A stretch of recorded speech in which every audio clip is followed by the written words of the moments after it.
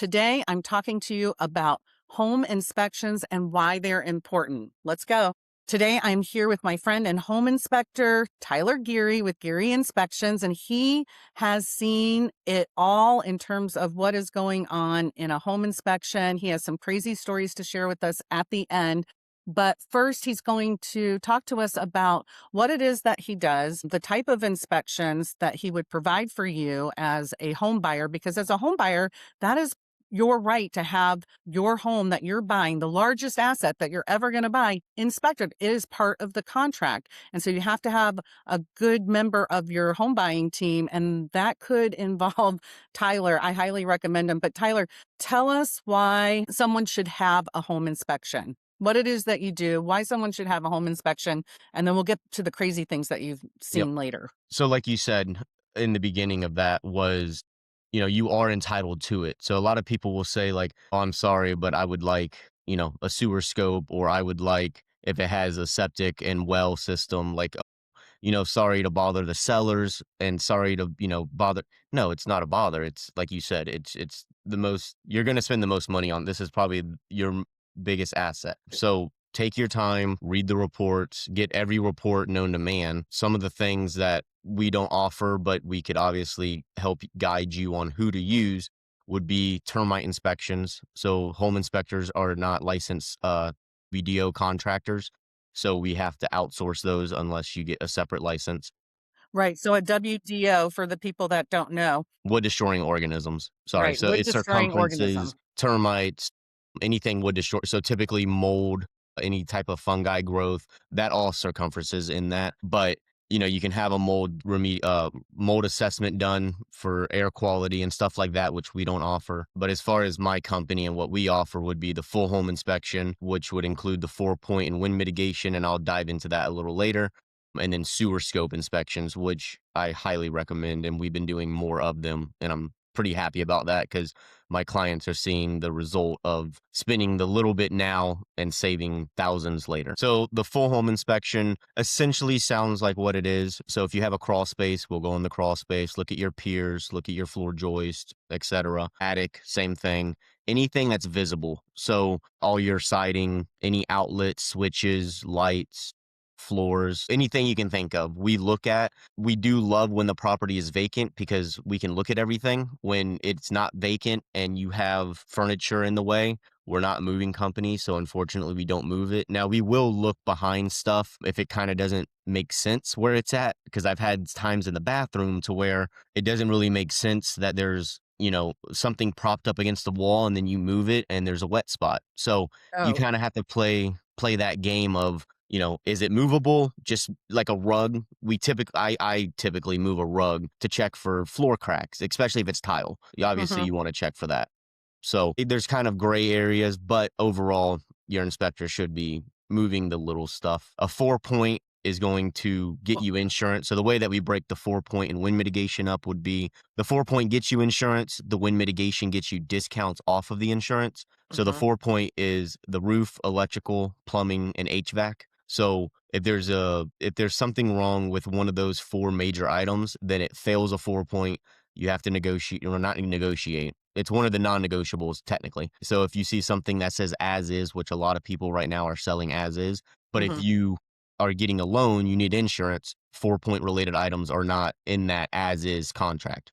Right. So let's stop there for a second because people, if they haven't purchased a home recently or ever, they might not know. But a 4-point inspection is for the insurance company. Your big home inspection, the big report that he does, is for your eyes and your realtor's eyes only. Yep. And the 4-point has to be given in most cases to an insurance company so that they can see that the electric, plumbing, AC, and did I say Was electrical yeah. already? That those 4 items are in good condition, and if they're not, then we have some talking to do with the seller to say, "Hey, your roof actually has a leak," for example, "and that needs to be fixed," or maybe the roof well, it could even be worse, but let's just use that example, then that's going to have to be fixed in order to get insurance because no insurance company is going to insure that home that you're buying with a leaking roof because that is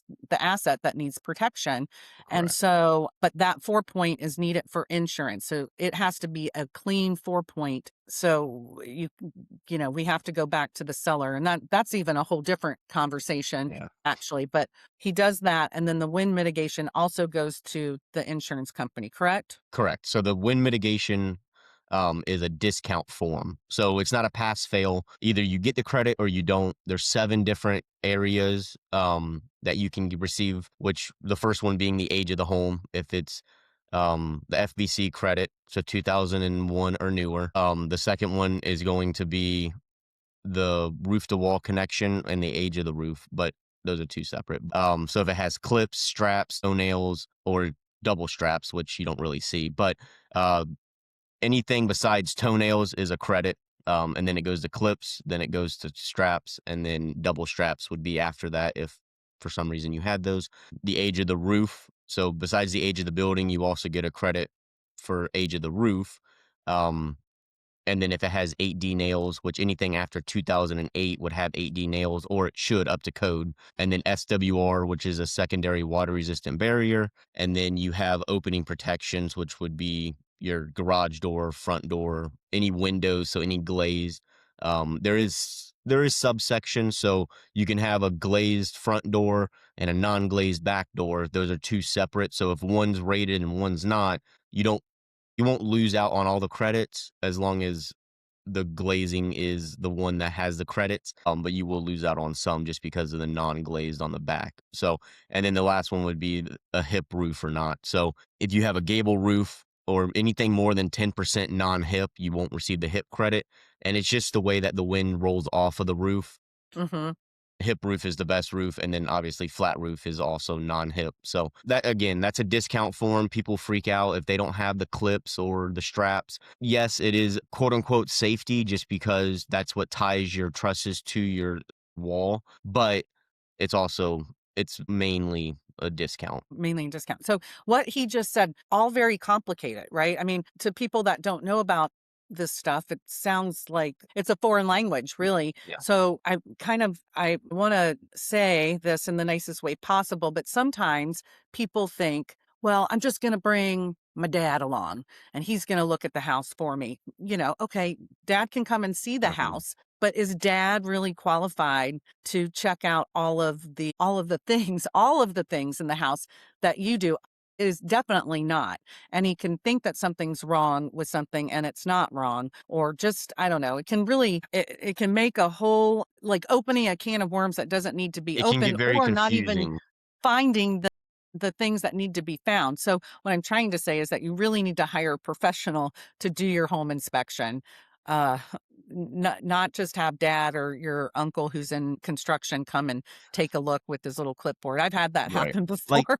well, yeah, and obviously dads show up, uncles, whoever shows up Yeah. during the inspection, and I say that's great to have them there when you're initially looking at it, and Yes. look for the initial things, the wood rot, the cracks in the ceiling, the little things that are just off. The one thing that I try to help a lot of my realtors with is how to read the age of the water heaters and the AC. If you know the age of the water heater, AC, and roof, you can weed out 50% of the houses you're showing to your clients because something is too old and you already know it's going to be negotiated. If they don't want to have to worry about certain things, you kind of look at those things again, and wood rot and stuff like that during the initial, hey, let's check this property out. That would be at the top of my list. Obviously, structural cracks and stuff like that, but you can get above your head really quick with that. Yeah. Hairline cracks, we are a little different. So you can kind of freak somebody out if, again, like you said, your dad's in construction and there's 1/8 of an inch hairline crack going on the back wall. He could think that it's structural, and in reality, it's just normal settlement because Mm, the house. that's true. And in terms of finding out the age of the water heater and the AC system, I mean, Ideally, when a realtor lists a house, I have an intake sheet now that my sellers Right. fill out, and so that is tied to the MLS. So realtors showing the listing See, have that information prior to going to the property. Usually it's accurate, right? But sometimes you hope that it's accurate, yeah. yeah, you hope that it's accurate, but but, um, I've had some really good luck actually scanning or taking a picture of the label on the water heater and throwing it into Chat GPT. Do you recommend that or not? I don't mess around with it just because I do it so much, so I know how Right. to read, Ream, Whirlpool. I know how to read these certain things, so because sometimes the first 2 letters or sorry, the first 2 numbers in the sequence could be the age of the year, but sometimes the first 2 are the week of the year. So you Uh, kinda have to so every brand is different. mhm, And actually, it's if you type into Google so say it's a Whirlpool and you type in age of my Whirlpool, the first thing that typically should come up would be a building intelligence. I believe it's called building intelligence.org or something or mhm, .gov. That will break down the 2 or 3 different types of ways to read a Whirlpool water heater serial number because you're looking at the serial number, not the model number. So there's a right. distinction there. Some realtors send me the model number and that doesn't do anything for me. So that tells that doesn't do anything. So, but you can break it down, but I would assume ChatGPT should be Yeah, I've pretty had some accurate. really good success even with microwaves that were broken and needed to be replaced in that little spot, Right. uh, Right. and it actually recommended where to get the replacement. It was kinda cool, actually, but, Yeah, I've that been turned using out to be a little bit ChatGPT a lot. So I've been using ChatGPT a lot as far as just, even social media posts as and yeah, just like yeah, little it's things, but you always have to I you never have to use it in a sense of trying to provide information. I right. always use it as a sense of It's a guidance. tool. Yeah, it's a tool It's a versus tool. I Googled it just like, everybody WebMD something when they get sick. You're not Yeah. a doctor and neither is Google. Stop doing that. No, So definitely you have not. to you have to you you have to be smart when you're doing certain things. Yeah. But I would assume for the most part, ChatGPT could be pretty accurate. It has I mean, you still have to double check things and it's not gonna get it so, I mean, I don't it's a tool to use, at least to get Correct. an idea. So the way that I work with you is that when somebody puts under contract or goes under contract on a home, I am simultaneously texting you saying, I believe we're going under contract today. Let's say it's a Sunday. I Right. text you and I say, what's your week look like? And that's how I work with you. And I send you a text and you tell me what days you have available. And then we secure the spot. And usually, depending on the size of the house, we're looking at least 3 hours for a home inspection. We have had one that was, gosh, the one I remember out off of Mhm. Old Lakeland Highway, that we had one that was, That it was was what, like 6 or 7 6,000? hours. Yeah, but that It was like had a lot of 6,000 but was that the one with the barn and yes, there it was a had lot of detached structures, and I think I it got there, did. like, at 8 a.m., and I left, like, at 4 or which I don't surprisingly, know, that's not even it was a long day. It had the main house, an ADU, a right. barn, had another, pole barn, it had it had a mobile home on the prop Oh, it was, yes, at the front, you're at right. the front. It did have a mobile home. It did. It had a lot of stuff on it. So, a home inspection, though, for a regular standard 2,000-ish, square foot house, at least about 3 hours from start to finish, typically. Now, there have been some homes. So we scheduled the appointment. He comes. It's good for you, the buyer, to come to the inspection. However, you don't need to be there for the entire inspection because it can be quite lengthy. But at the end Right, of the inspection, Tyler gives a nice summary of what he found. And so, probably about the last 45 minutes or so, it's really a good time for the seller to come because that's a great time to measure spaces for furniture and take another look at the property. Of course, you're welcome to be there the entire time, obviously, but it can get a little bit, it gets boring for the yeah, people who waiting wants around to for sit him to there do his for job. 3 hours? And he's not talking to you while he's doing it. He's doing a job. He's going from place to place to place to place. He's very focused. He's taking pictures. He's making notes. And so he doesn't talk to you really until the end. But he mentioned something about going in a crawl space. And I have seen him, he puts on a full white suit and will crawl under the house, which I would never ever do. It looks, oh my gosh. And even we've had basements that were Florida basements, so not really basements, really a Yeah. dugout hole under the house that he goes into. I mean, he's very thorough, is what I'm trying to say. I would love to, well, first of all, can you let somebody know what Mhm. price ranges a home inspection that you do would typically cost and what it includes? So for me, it goes by square footage. So Hmm. every home inspector is different. Some companies charge a full home inspection as a base square footage, and then they will add on a 4 point and wind mitigation. So Hmm. just be weary of that. When you go to schedule, make sure you are getting the 4 point and wind mitigation. Because again, unless you're buying cash, you need insurance. So you have Right. to have those forms, which is why I have found the way I do it makes a little more sense, and it's just one price. You don't have to think about it. But 0 to 1,500 is 450, Hmm. 1,501 to 2,000, 475, 2,001 to 2,500, and then after that, it's every 500 square feet is $50. But once you reach 3,500, it varies. It typically goes up from 100 after that because it comes into So, timing and but stuff. it starts at about 450 and goes up Correct. from there, So and you for a, get a to standard 1,400 square foot house, it'll be 450, and then that would include the 4 point and wind mitigation for your insurance. right. So Um, you get the three full reports. His home inspection reports are not 5 pages long. They're 100 pages long. I mean, it depends on the house and what he finds, but they're going to be long, is what I'm saying. So they'll be anywhere between 50 and 100 pages. Typically, I'll get at the end of the day. He gives same day reports, is typically what he does. And so you have that inspection at 9 a.m. and by midnight that night you get the full report, is his typical turnaround time. So you're not left wondering. So you had your little conversation with him at the end of the inspection. If you're not able to make it and I'm there as your representative, then we do a video of the same thing as if he's talking to you directly. So I'll send you that conversation and then we wait for the full inspection report at the end of the day. Now, I had a buyer, and I want to put this in here because I don't know if I even Mhm. mentioned this to you, but I had a buyer in December and they were buying a house and they had their home inspector already picked out, which of course people are allowed to pick out whomever they want to. Right. And they had tried to buy 3 other houses with 3 other realtors, I believe, and so they had this guy, he was along for the ride, right? So they trusted him, Yep. and when he gave me the 4-point inspection report, it looked weird. It wasn't on the same form that you would give to me that I would give to I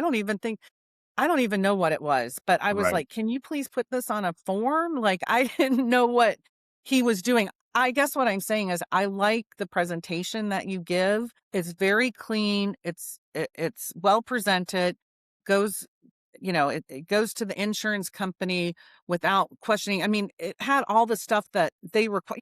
You do things where it's like, So "Tell yeah, me." sometimes inspectors try to get too fancy, is the best way I'll put it. It wasn't even fancy. It Right, was they try to come up with their own form. We use something so for, like, the 4 point, it's called a yeah. citizens form. Same thing with the wind mitigation. There's Yeah. a state you can literally Google it, download it, and that's what I did. Download it straight to my phone PDF, and I do everything from my phone. And that form is what the insurance company likes to see it on. Correct, because if it's not, and again, we go based off of the citizens one, which is the state insurance. Yeah. If it's not on that form, they have heard that they kick it back because either you're not giving enough information or you're giving too much information. And Yeah. if you give too much information to insurance, you're going to end up hurting your client, is how it ends Yeah. up happening. So we always just do it based off of the two forms that are I supplied to like it. us from the state because it's very black and white. Here's It the is. answers. Move on. It is. It is very black and white. I didn't know what it was that he gave to me, and I don't know. I like the forms that you use. So, all right. So the thing that everybody's been waiting for, I would love for you to share like the 3 either craziest or just, I mean, things that you found in a home inspection. One maybe that an average buyer would never ever think that this would even be a thing that they would Right. find that it has or doesn't have the home. Or and then 2 maybe crazy situations as well. So give me 3 different scenarios if you don't mind. So the one that nobody can see unless you do it, which I've been harping on lately, is sewer scopes. You can Mhm. run when I go into a bathroom, you can run it, the toilets, the sinks, the showers, the tub, or yeah, showers, tubs, all you want for 15, 20 minutes. If there's a partial blockage or tree roots or an offset, the water's still going to flow through there. As long as it's not a total failure, you're not going to have a backup. So I really have been harping on sewer scopes because obviously you can see the vent stack in the attic and you can see Mhm. it from the roof. But besides that, unless there's a total failure and it starts backing up into the house, you don't know if that oak tree in the front yard is, the roots are growing through it, if there's an offset. Again, I've been really harping on. So that's the biggest thing I would say to the buyers is think about the sewer scope. It is an additional fee, but it is worth it because again, just for a plumber to come out there and analyze it would be double the amount of me to do the sewer scope. So to me it makes sense. Yeah. But that would be the thing that I would say, to look out for. The second thing would be moisture. So I will say sellers do some crazy things. I'm gonna kind of reiterate going back to move stuff if it doesn't make sense. I Mhm. have moved this one particular instance in a bathroom. They had some peel and stick tile like on Mm. a random wall that didn't really make sense, but it wasn't that random. It was on the backside of the shower. And then once Okay. you moved it, the drywall was open and it was just leaking, but you couldn't see it because I physically had to remove it because I used it again. We have certain equipment, a thermal imager. When I used a thermal imager in that area, which your home inspector should have a thermal imager. When I used a thermal imager in that area, it was reading a cold spot, which is, sometimes it could be a false void, stuff like that. And that's what I thought it was because of where the tile was or the peel and stick was. And when you pulled it back, the shower was just leaking. But because of how it was angled, it wasn't leaking out of the wall. It was just leaking underneath the tub. So moisture would be the biggest thing. And that's one thing you can obviously look for. Look for staining when you're walking the property. Look for that wood rot. Look for again, the telltale signs that something just doesn't make sense. And then another one would probably be one of the weirdest things would Yes. probably be, and that was actually recent, but um, I tripped a GFCI, which is a ground fault circuit interrupter. So every exterior, anything near water, so exterior patios, kitchen, bathrooms, laundry room should all be GFCI protected. Garage The also outlets. important. The outlets. Um, and when I tripped this one on the backside of a patio, the wall vibrated and you could hear it click in the wall. You could tell that it was on the other side of the wall. So I went in the bathroom. There was a bathroom there, but that was not GFCI protected, or it didn't have a reset. It was protected, didn't have a reset. But I knew because I tripped it and I felt it on the wall. It was somewhere in that bathroom. Well, I ended up moving the mirror out of the way, and then behind the mirror was an access panel, and then the outlet was inside the access panel. So, first of all, outlets should never be covered, and second of all, it just needs to be visible to where if to be fair, if I would have tripped it anywhere else, I would have never been able to find it, and then I would have just put in the report, outlets not working, it tripped, we couldn't find reset, but it's because it needs to be accessible. Now, according to an electrician, it was properly done because it had an access panel and it wasn't closed up behind the drywall, but they really should have the mirror either smaller or not blocking it to give immediate access in case there was an electrical issue. Obviously, anything electrical should not be covered and behind drywall or pictures. A lot of times, again, people put pictures when your electrical panel is in the hallway. They'll put a picture frame in front of it. Safety wise, that's not smart. We understand why you do it. It doesn't look the best in a hallway, but unfortunately for safety, we don't recommend it. There's another thing that you used to mention a lot on your Instagram is when you would do inspections and you would find out that a house doesn't have any insulation, like in the attic area or whatever. Why don't you tell one of those stories? Because I always find that so fascinating. Yeah, so new construction is notorious for it. And I'll start off by saying new construction needs inspections. Don't skip a final inspection. Unfortunately, I do not offer phase one, two, or three inspections, but I do offer the final inspection before your Mhm. blue tape walkthrough, which is where I find the insulation. You know, when I come and do my final, it should be the final. You're gonna have holes Right. in the wall and little nicks, but as far as the 4 point related items and structural and insulation, that all should be done months before I even arrive. Oops. And then another thing would be people that install the insulation backwards. So if you don't have the blown in cellulose, which we don't recommend, or blown in fiberglass, which is what we recommend, and you have the fiberglass bat, which is also a top contender. If you install that with the paper side up and not down, or trapping the moisture in your house, it's counterproductive. So I see it all the time to where, I'll go up in there and it'll be freshly done, and then I'll question, the buyer's agent, "Hey, can you just, this is wrong." See if they've recently done it. And 9 times out of 10, yeah, it's the homeowner that knew they needed So insulation and they just installed it backwards. So backwards. Right. yeah, so you're not helping you're actually making it worse versus Making it having none. worse. Yeah, you're trapping versus just not having anything, which actually in this case would be better. So yeah, insulation's a big one. We do recommend the 10 to 15 inches is pretty much our parameters for the blown in fiberglass would be 10 to 15 inches, which new construction typically will put the 12 to 15 inches in there. But again, new construction, I've seen to where they've had 8 inches, but they will have on their notes, 14 inches. And it's like, well, here's a tape measure. And no, it's not. So, Interesting. um, Interest again, I would harp on new construction inspections very much. Yeah, I know a lot of Just people because think it's new doesn't mean it's it's perfect. We're all human. We all make mistakes. We all think, X, Y, and Z did it when we left. And that's just not the case. yeah, Every contractor thinks somebody else did it and they didn't. and they And didn't. you always Yeah. have to, you know, cross your T's and dot your I's. That's right. You definitely do. Well, I highly recommend reaching out to Tyler. I'm going to put his information in the description below, so you'll be able to reach him and check out his Instagram page, which is where we met back in pandemic times when we Yeah. were all reaching out to each other and trying to find new contacts in this real estate world. So make sure you check him out on Instagram as well. Reach out to him. He's very, very helpful. If you have any questions, call, text, email. Like Allison already said, I'm readily available. I don't have a receptionist. So if you call me, text me, email me, it goes to my phone. It doesn't go to any other phone. If I don't get back to you, I will. Is essentially is what I tell people. If you call and don't leave a message or text me, I'm probably not calling you back. There's too many spam calls out there, so please leave a Sure. message. But again, I mean, I am eh, readily accessible, and don't, like she said, don't freak out. Just ask me. Don't yeah. assume. Don't Google it. Just call me, ask me.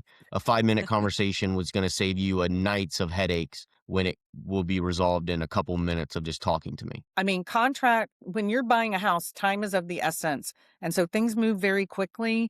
And that's why it's so important to work with people that are accessible, that you can reach. Because if you only work 9 to 5 in this real estate world that we live in, and don't take calls after 5 or not on Saturday or Sunday, or offers can't be reviewed until Monday, or whatever it is, then you're really doing a disservice to clients. So working with people like Tyler, who, will take a text, will take a phone call after hours, is Yeah, so, so important. I tell all my realtors, if you go under contract at 9 o'clock at night, text me because Yeah. when I know I'm up till midnight every night.